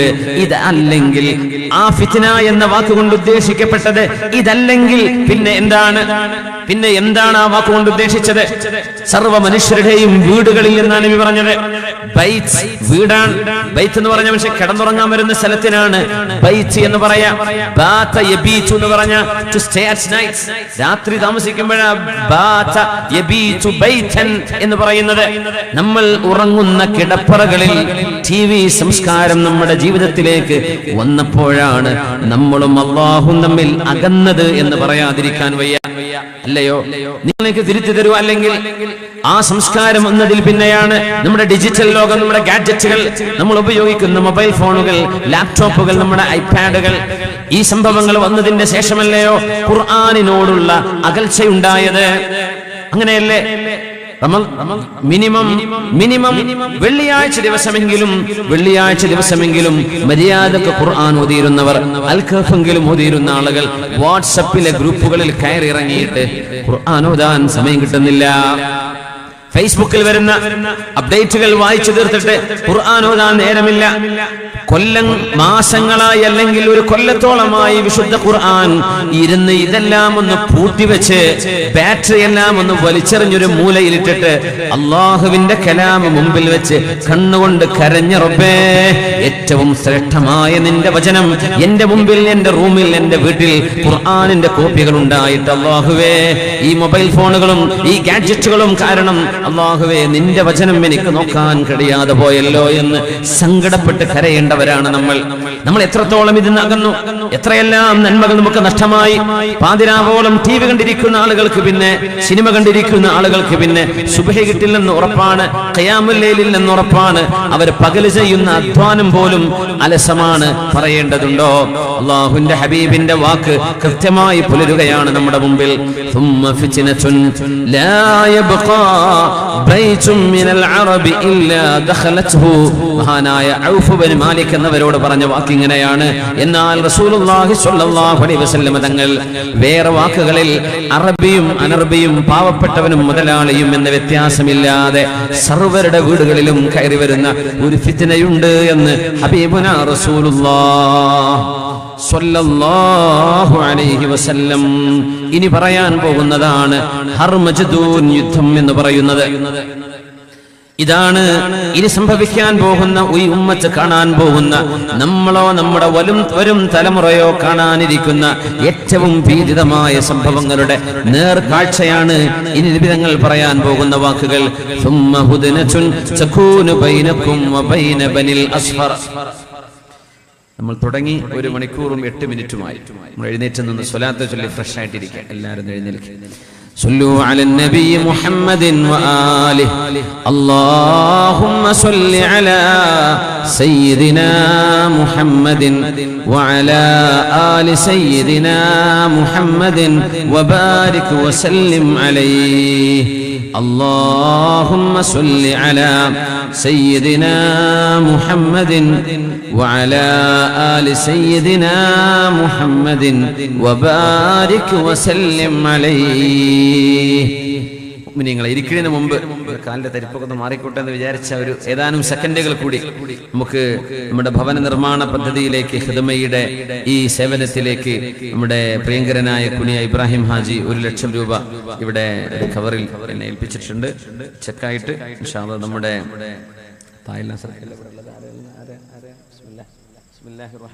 ഞാൻ ഏൽപ്പിക്കുകയാണ്. അല്ലാഹു അത് സ്വീകരിക്കട്ടെ, അല്ലാഹു അത് ഖബൂലാക്കട്ടെ. അല്ലാഹു അദ്ദേഹത്തിന്റെ ആ ഒരു സ്വതക കാരണം എല്ലാവിധ ബലാ മുസീബത്തിൽ നിന്നും അല്ലാഹു കാവൽ നൽകി അനുഗ്രഹിക്കട്ടെ. ആമീൻ. ഇന്നലെ ചായയും സർവത്ത് നിങ്ങൾക്കുണ്ട് ഇന്നലത്തെ പോലെ തന്നെ. പിന്നെ പെണ്ണുങ്ങളോടൊക്കെ പൊട്ടിയതൊക്കെ ഒന്ന് കൊണ്ടുവരാൻ ഞാൻ പറഞ്ഞിരുന്നു. ആരെങ്കിലും കൊണ്ടുവന്നിട്ടില്ലെങ്കിൽ ഇനി എന്ത് ചെയ്യേണ്ടി വരും? പൊട്ടാത്തത് കൊടുക്കേണ്ടി വരും അല്ലേ? പിന്നെ നിങ്ങളൊക്കെ വല്ലതും കരുതിയിട്ടുണ്ടോ? നിങ്ങൾ കരുതിയിട്ടുണ്ടെങ്കിൽ എന്ത് ചെയ്യണം? അതൊന്ന് അറിയിക്കണം. ഇത് പരിപാടി കഴിയുന്നതിന് മുമ്പ്. എന്നാൽ പിന്നെ നേരത്തെ തന്നെ ബക്കറ്റ് പോയിക്കോട്ടെ. കാരണം 1 മണിക്കൂർ 10 മിനിറ്റ് ആയി. ബക്കറ്റ് പോട്ടെ. എന്നിട്ട് ആ കണക്കും തരും. പുരുഷന്മാരുടെ ഭാഗത്ത് എന്താ കിട്ടിയത്, പെണ്ണുങ്ങളുടെ ഭാഗത്ത് എന്താ കിട്ടിയത്, സ്വർണ്ണാണോ പൈസയായിട്ടോ എന്നൊരാഗ്രഹമുണ്ട്. നിങ്ങളോടൊരു വാക്ക് ഞാൻ ഇന്നലെ പറഞ്ഞു, 9 മണിക്ക് തുടങ്ങും. നമ്മൾ 9 മണിക്ക് തുടങ്ങി. നിങ്ങളൊരു വാക്ക് ഞാൻ പറഞ്ഞു, നിങ്ങൾ നാളെ വരുമ്പോൾ എന്തെങ്കിലും കൊണ്ടുവരണം. അത് നിങ്ങൾ കൊണ്ടുവന്നിട്ടുണ്ടോ എന്ന് എനിക്ക് അറിയും വേണം. ഇൻഷാ അല്ലാഹ്. ഇല്ലെങ്കിൽ വിഷമിക്കുന്നു വേണ്ട, പിന്നെ കൊടുത്താൽ മതി. ഇൻഷാ അല്ലാഹ്. നോക്കട്ടെ എങ്ങനെ 2 റിപ്പോർട്ട് വേണം. ആണുങ്ങളും പെണ്ണുങ്ങളുടെ സൈഡിൽ നിന്ന് എങ്ങനെ വന്നത്. ഇൻഷാ അല്ലാഹ്. ജസാക്കുമുല്ലാഹ് ഖൈർ. ഇരിക്കെ അല്ലാഹു ഖബൂലാക്കട്ടെ. അല്ലാഹു ഖബൂലാക്കി തരട്ടെ. അല്ലാഹു നമ്മുടെ ജീവിതത്തിൽ ബറക്കത്ത് തരട്ടെ. അല്ലാഹു നമുക്ക് ആഫിയത്തും സലാമത്തും തരട്ടെ. ആമീൻ യാ റബ്ബൽ ആലമീൻ. ഹബീബുനാ റസൂലുള്ളാഹ് സ്വല്ലല്ലാഹു അലൈഹി വസല്ലം വഹീന്റെ വെളിച്ചത്തിൽ ഇനി പറയാൻ പോകുന്നത് ഒരൽപ്പം ഭീതിതമായ എന്നാൽ ഗൗരവമേറിയ ഇനി നടക്കാൻ പോകുന്ന രാഷ്ട്രീയ ചുറ്റുപാടുകൾ എങ്ങനെയായിരിക്കും എന്ന് മനസ്സിലാക്കാൻ കഴിയുന്ന സംഭവങ്ങളാണ്. മാഷാ അല്ലാഹ്, മാഷാ അല്ലാഹ്. 1 പവന്റെ ഒരു കോയിൻ ഒരു സഹോദരി, പേര് പറയാൻ ആഗ്രഹിക്കാത്ത ഒരു സഹോദരി അവര് കടക്കണിയിലാണ്. അതെളുപ്പം കടങ്ങൾ വീടാൻ സന്തോഷ ജീവിതത്തിനും ദുആ ചെയ്യാൻ ഒരു പവന്റെ ഒരു കോയിൻ ഇവിടെ ഏൽപ്പിച്ചിരിക്കുകയാണ്. അൽഹംദുലില്ലാഹ്, അല്ലാഹു അക്ബർ. കടക്കണിയിലുള്ള ഒരു കുടുംബമാണ്. ആ സഹോദരിയുടെ ഈ സംഭാവന നമ്മുടെ സഹോദരിമാരൊക്കെയും ഒരൽപ്പം സ്വർണം നമ്മുടെ ഈ ഭവന നിർമ്മാണത്തിലേക്ക് നിങ്ങൾ കരുതി കൊണ്ടുവന്നതിന്റെ തുടക്കമാണെന്ന് ഞാൻ വിചാരിക്കുന്നു. അല്ലാഹുവേ നീ സ്വീകരിക്കണേ റബ്ബേ. അല്ലാഹുവേ ഈ സ്വതക്കയുടെ ബർക്കത്ത് കൊണ്ട് അവരുടെ കടങ്ങളെല്ലാം വീട്ടിക്കൊടുക്കണേ റബ്ബേ. അത് വീടാനുള്ള വഴി നീ എളുപ്പമാക്കണമേ റബ്ബേ. അവരുടെ കുടുംബത്തിന് മക്കളിൽ ജീവിതത്തിൽ ഖൈറും സന്തോഷവും നൽകണേ റബ്ബേ. നാളെ ഖബറിലേക്ക് വെളിച്ചമാകുന്ന സ്വതക്കയാക്കണേ അല്ലാഹ്. നാളെ സ്വർഗ്ഗത്തിലേക്ക് കൈപിടിച്ചു കൊണ്ടുപോകുന്ന ഒരു ദാനമായി, ഒരു അമലായി ഈ സ്വതക്കയെ നീ മാറ്റണേ തമ്പുരാനെ. ആമീൻ യാ റബ്ബൽ ആലമീൻ. ഇൻഷാ അല്ലാഹ് നീ ദുആ ഇറക്കാനുള്ളതെല്ലാം അടുത്ത ഒരു ഇന്റർവെൽ ആകുമ്പോഴേക്ക് ഇൻഷാ അല്ലാഹ് ആ സമയത്ത് ഞാൻ വായിക്കാം. അല്ലാഹു നമ്മുടെയൊക്കെ എല്ലാ കാര്യങ്ങളിലും അല്ലാഹു ഖൈറും ബറക്കത്തും ചെയ്യട്ടെ. ബിസ്മില്ലാഹ്.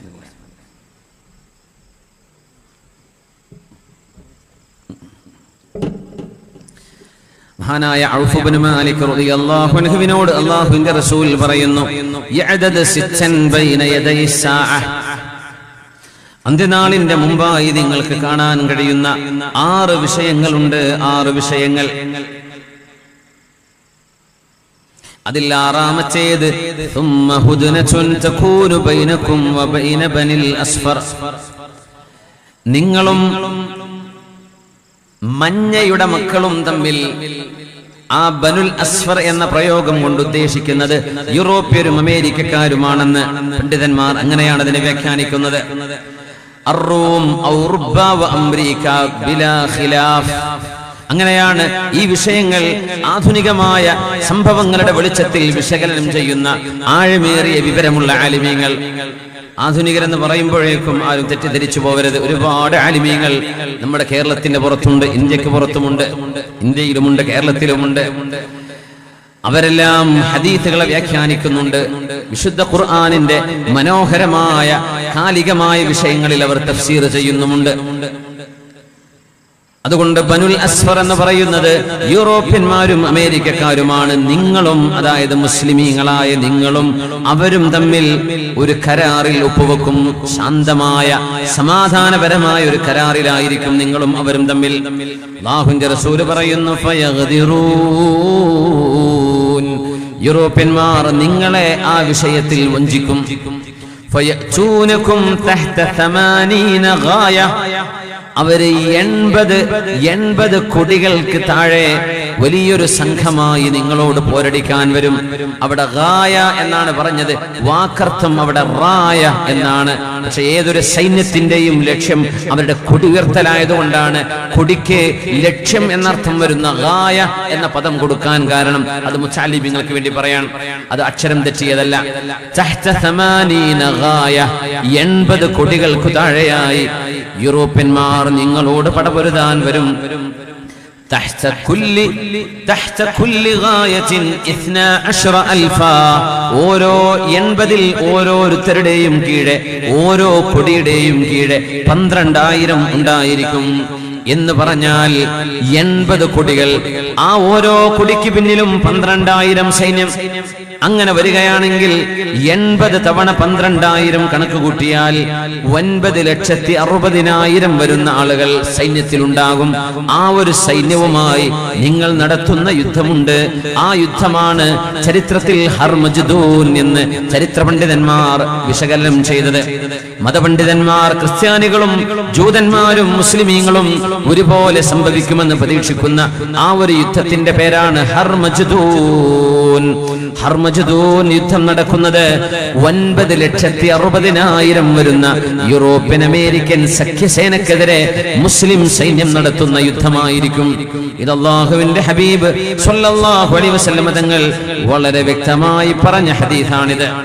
ഈ ഹദീസ് ഇമാം അഹ്മദ് എന്നവർ മുസ്നദിൽ ഉദ്ധരിച്ചു. മഹാനായ ഇമാം അബൂ ദാവൂദ് എന്നവർ സുനനിൽ, മഹാനായ ഹദീസ് പണ്ഡിതൻ ഇബ്നു മാജ എന്നവർ അവരുടെ സുനനിൽ, ഇബ്നു ഹിബ്ബാൻ എന്നവർ അവരുടെ സ്വഹീഹിൽ, ഇവരെല്ലാം മറ്റു ഹദീസ് പണ്ഡിതന്മാരും ഉദ്ധരിച്ചു. ഇനി പറയുന്നത് ഹദീസ് വാചകങ്ങളുടെ വ്യാഖ്യാനമാണ്, അതുകൊണ്ട് ശ്രദ്ധിച്ചു കേൾക്കുക. നിങ്ങൾ യൂറോപ്യന്മാരുമായി സമാധാനപരമായ കരാറിൽ നിങ്ങളും അവരും ഒപ്പുവെക്കും. അറബ് മുസ്ലിം രാജ്യങ്ങളിൽ long term defence and military agreements, കാലങ്ങളോളം നിലനിൽക്കുന്ന സൈനിക ആയുധ ഇടപാടുകളുടെ ഉടമ്പടികൾ വർഷങ്ങൾക്കപ്പുറത്തേക്ക് ഇപ്പോഴേ ഒപ്പിട്ട് കഴിഞ്ഞിരിക്കുന്ന വിഷയമാണ്. ഇത് അല്ലാഹുവിന്റെ റസൂൽ പറയുമ്പോൾ ജസീറത്തുൽ അറബാണ് ഇവിടെ ഉദ്ദേശിക്കുന്നത്. അതായത് ഇന്ന് നമ്മൾ കാണുന്ന സൗദി അറേബ്യയും യമനും UAE-യും ഖത്തറും കുവൈറ്റും ബഹ്റൈനും നിലകൊള്ളുന്ന ഈ രാജ്യങ്ങളെയാണ് ജസീറത്തുൽ അറബ്, ദ അറേബ്യൻ പെനിൻസുല എന്ന് പറയുന്നത്, അറേബ്യൻ ഉപഭൂഖണ്ഡം. അവിടെയുള്ള ആളുകളിൽ സംഭവിക്കുന്ന വിഷയമാണ് നബി തങ്ങൾ ഈ പറയുന്നത്. 9,60,000-ഓളം വരുന്ന ശത്രുക്കളായി യൂറോപ്യന്മാരോട് നിങ്ങൾ യുദ്ധം ചെയ്യുന്നതിന്റെ മുമ്പ് അവരും നിങ്ങളും തമ്മിൽ സമാധാനപരമായ കരാറിൽ ഒപ്പുവെച്ചിട്ടുണ്ടാകും. സതുസാലിഹൂന റൂമ സുൽഹൻ ആമിനാ. നമ്മളറിയാം, നമുക്കിന്നറിയാം, ഗൾഫ് രാജ്യങ്ങളിൽ മുസ്ലിം രാജ്യങ്ങളിൽ, മുസ്ലിം ഭൂരിപക്ഷ രാജ്യങ്ങളിൽ, ഈജിപ്ത് അടക്കമുള്ള രാജ്യങ്ങളിൽ അമേരിക്കൻ യൂറോപ്യൻ സൈന്യത്തിന്റെ ബേസുകളില്ലാത്ത രാജ്യങ്ങൾ ഇല്ല തന്നെ. നിങ്ങൾ ആലോചിച്ചു നോക്കൂ.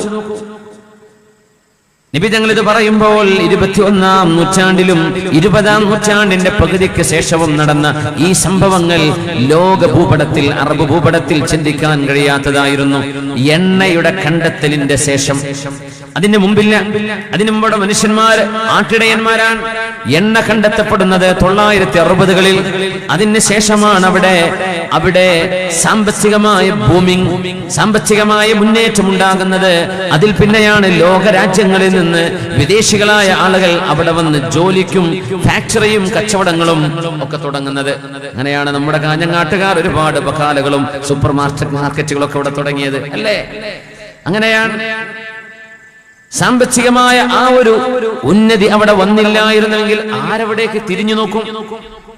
പച്ചവെള്ളം കിട്ടാത്ത നാടല്ലേ അത്? നമ്മൾ ആലോചിച്ച് നോക്കൂ. മരുഭൂമിയിൽ പച്ചവെള്ളം കിട്ടുമോ? നമ്മുടെ കേരളത്തിലാണെന്ന് സങ്കല്പിക്കുക. പച്ചവെള്ളമെങ്കിലും കുടിച്ചൂടെ? വല്ല പുഴയിന്നും കിണറ്റിന്നും കുളത്തിൽ നിന്നെങ്കിലും ഇത് കിട്ടുമോ? ഗൾഫ് രാജ്യങ്ങളിൽ ആ എണ്ണപ്പാടങ്ങൾ കണ്ടെത്തില്ലായിരുന്നുവെങ്കിൽ, ഡീസലും പെട്രോളും നാച്ചുറൽ ഗ്യാസും ഇല്ലായിരുന്നെങ്കിൽ ആരവിടേക്ക് ചെല്ലും? അതുകൊണ്ട് 960-കൾക്ക് ശേഷം യൂറോപ്യൻ അമേരിക്കൻ നാടുകളുമായുള്ള കരാറിൽ അറബ് രാജ്യങ്ങൾ ഒപ്പുവെച്ചു.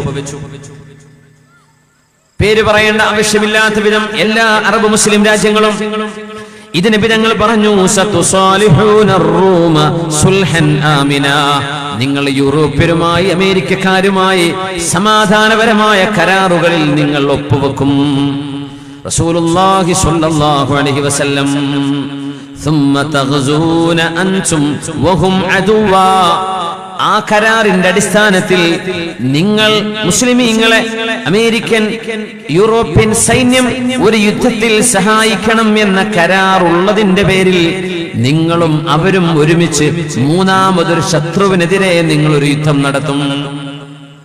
ആ ശത്രു ആരാണെന്ന് നമുക്കറിയില്ല. ആരായിരിക്കും ആ ശത്രു? ഒന്നുകിൽ ആ ശത്രു ഈസ്റ്റേൺ രാജ്യമായിരിക്കും, അല്ല ചൈനയോ റഷ്യയോ അടക്കമുള്ള. അതല്ലെങ്കിൽ അത് ഷിയ ഭരണകൂടം നടക്കുന്ന ഇറാനായിരിക്കും എന്ന് സാധ്യതയുണ്ട്. കാരണം ഷിയ ഭൂരിപക്ഷ പ്രദേശങ്ങളിൽ നിന്നാണ് മുസ്ലിം ലോകത്തിന്റെ മെജോറിറ്റിക്കെതിരെ സമാധാനത്തിന് ഭീഷണി ഉണ്ടാകുന്നത്. ഇന്നതിന്റെ ചുവകൾ കെട്ടു തുടങ്ങുന്നുണ്ട്. ഇറാൻ അങ്ങോട്ട് ബോംബിട്ടെന്നും ഇങ്ങോട്ട് മിസൈൽ അയച്ചെന്നും. ഹൂസികൾ എന്ന് പറയുന്നത് പോലും, യമനിലെ ഹൂസികൾ പോലും ഇറാനിന്റെ സപ്പോർട്ടുമായി പ്രവർത്തിക്കുന്നവരാണെന്ന് മീഡിയകൾ പറയുമ്പോൾ ഇറാനെതിരായിരിക്കുമോ അറബ് സഖ്യസംഘവും യൂറോപ്പ് അമേരിക്കൻ സഖ്യസേനയും ചേർന്ന് നടത്തുന്ന യുദ്ധം ഇറാനെതിരാകുമോ? അല്ലാഹു അലം. അല്ലെങ്കിൽ ഇർഹാബ് എന്ന് പറയുന്ന, തീവ്രവാദം എന്ന് പറയുന്ന, തീവ്രപക്ഷക്കാരെന്ന് പറയുന്ന ഏതെങ്കിലും ഒരു സംഘങ്ങളെ ടാർഗറ്റ് ചെയ്ത് ഏതെങ്കിലും ഒരു രാജ്യത്ത് നിന്ന് തീവ്രവാദം ഉന്മൂലനം ചെയ്യാൻ അറബ് മുസ്ലിം രാജ്യങ്ങളും യൂറോപ്യൻ അമേരിക്കൻ സൈന്യവും ഒത്തുചേർന്ന് നടത്തുന്ന യുദ്ധമായിരിക്കാം. ഈ 3 സാധ്യതകളാണ് പണ്ഡിതന്മാർ മുന്നിൽ വെക്കുന്നത്. ഈ ഹദീസ് 21-ാം നൂറ്റാണ്ടിന്റെ രാഷ്ട്രീയ ചുറ്റുപാടുകളിൽ അതിന്റെ വ്യാഖ്യാനങ്ങൾ ഓരോരുത്തർക്കും ആലിമീങ്ങൾ അതിന്റെ ചുറ്റുപാടുകൾക്കനുസരിച്ച് വിവരിച്ചു തരും. അല്ലാഹുവിന്റെ ഹബീബ് പറയട്ടെ, വമാ യൻതിഖു അനിൽ ഹവാ ഇൻ ഹുവ ഇല്ലാ വഹ്യു യൂഹാ വമാ യൻതിഖു എന്റെ റസൂൽ പറയുന്നത് മുഴുവനും അനിൽ ഹവാ അവരുടെ സ്വയ ഇഷ്ടപ്രകാരമല്ല നബി പറയുന്നത്. എന്റെ റസൂൽ പറയുന്നത് ഇൻ ഹുവ ഇല്ലാ വഹ്യു യൂഹാ അല്ലാഹു നൽകുന്ന വഹ്യല്ലാതെ അല്ലാഹു ഏഴാകാശങ്ങൾക്കപ്പുറത്തെ അർശിന്റെ ഉടമസ്ഥനായ അല്ലാഹു എന്താണോ ജിബ്രീൽ അലൈഹിസ്സലാമിലൂടെ അവന്റെ പ്രവാചകരോട് പറയാൻ ഉദ്ദേശിക്കുന്നത് അതേ നബിതങ്ങൾ നാവിലൂടെ പറയൂ. നബിതങ്ങൾ ഉണ്ടാക്കി പറയുന്നവരല്ല. സൂറത്തുൽ ഖലമിൽ അല്ലാഹു വളരെ വ്യക്തമായി പറഞ്ഞു. ഇതൊന്നും ഒരു പ്രവാചകൻ ഒറ്റക്ക് പറയാൻ കഴിയില്ല. ഒരു മനുഷ്യനെ കൊണ്ട് ഒറ്റക്ക് പറയാൻ കഴിയോ? 1400 കൊല്ലം മുമ്പ് ഒരാളൊരു വിഷയം പറയാ, 1400 കൊല്ലം കഴിഞ്ഞിട്ട് സംഭവിക്കുക. നമുക്കിന്ന് ഒരു 100 കൊല്ലം അപ്പുറത്തേക്ക് 200 കൊല്ലം അപ്പുറത്തേക്ക് എന്ത് സംഭവിക്കുമെന്ന് ആർക്ക് പ്രെഡിക്റ്റ് ചെയ്യാൻ കഴിയും? ആർക്ക് പ്രവചിക്കാൻ കഴിയും? പ്രവചിക്കാൻ അത് ശരിയായി പുലരുമോ? എത്ര പേര് പറഞ്ഞു 2000 ലോകം അവസാനിക്കുമെന്ന്? ചിലര് പറഞ്ഞു 2012 ഒരു ചുക്കും നടന്നില്ലല്ലോ. പലർക്കും പലതും പറയാം. പക്ഷേ പറഞ്ഞത് സത്യമായി പുലരുന്നത് അത് ഒന്നല്ല, രണ്ടല്ല, 100 കണക്കിന് അല്ല. എന്തെല്ലാം അവിടെ നിന്ന് പറഞ്ഞോ അതിൽ സാധ്യമായതെല്ലാം പുലർന്നു കഴിഞ്ഞ ഹബീബാണ് ലോകത്തിന്റെ ഗുരു, മുസ്ലിം ഉമ്മത്തിന്റെ നേതാവ്. അത് വെറും ഒരു മനുഷ്യനല്ല, അത് അല്ലാഹുവിനാൽ നിയുക്തനായ പ്രവാചകൻ തന്നെ. ഇത് ലോക മുസ്ലിമീങ്ങൾ അറിയണം. മുസ്ലിമീങ്ങളോട് എതിർപ്പും വൈരാഗ്യവുമുള്ള ആളുകൾ അറിയണം ഈ പ്രവാചകൻ പറഞ്ഞു പോയ വാക്കുകൾ. എന്നിട്ട് മനസ്സിലാക്കണം ഇത് സത്യപ്രവാചകനാണോ അല്ലയോ എന്ന്. ആ ഹബീബാണ് നമ്മുടെ റസൂൽ. ഇന്നല്ലാഹ വമലായികതഹു യുസല്ലൂന അലൻ നബിയ്യ യാ അയ്യുഹല്ലദീന ആമനൂ സ്വല്ലൂ അലൈഹി വസല്ലിമൂ തസ്ലീമാ. ഹബീബിന്റെ മേൽ സ്വലാത്തും സലാമും വർദ്ധിപ്പിക്കുക. ഈ ഹദീസെല്ലാം ഓതുമ്പോൾ ഹബീബിനെ ഒന്ന് കണ്ടെങ്കിൽ എന്ന് കൊതിച്ചു പോകും. ഈ ഹദീസുകൾ കേൾക്കുമ്പോൾ ഹബീബിന്റെ സദസ്സിൽ നിന്ന് ഇരിക്കാൻ ഭാഗ്യമുണ്ടായെങ്കിൽ എന്ന് കൊതിച്ചു പോകും. ഈ ഹദീസുകൾ അർത്ഥങ്ങളിലൂടെ കടന്നു പോകുമ്പോൾ അല്ലാഹുവിന്റെ ഹബീബിനെ എങ്ങാനും മുമ്പിൽ കിട്ടുകയാണെങ്കിൽ ഹബീബിന്റെ നെറ്റിയിൽ ഉമ്മ വെക്കുമായിരുന്നുവെന്ന് നമ്മുടെ മനസ്സ് പറഞ്ഞു പോവുകയാണ്. 21-ാം നൂറ്റാണ്ടിന്റെ കഥയാണ് ഈ ഹദീസ്. ഒരു 100 കൊല്ലം മുമ്പ് ഹദീസ് പണ്ഡിതന്മാർക്ക് വ്യാഖ്യാനിക്കാൻ പ്രയാസമാണ്.